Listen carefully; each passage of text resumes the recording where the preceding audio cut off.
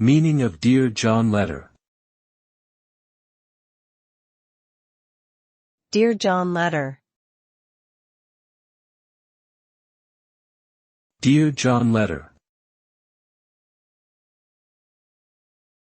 Dear John letter. Dear John letter. A Dear John letter is a term used to describe a letter or message from a romantic partner that announces the end of a relationship. The letter often expresses disappointment, hurt, and a desire to move on.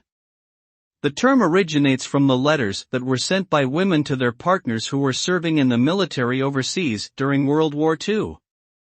The phrase has since become a popular idiom for any letter that announces the end of a romantic relationship.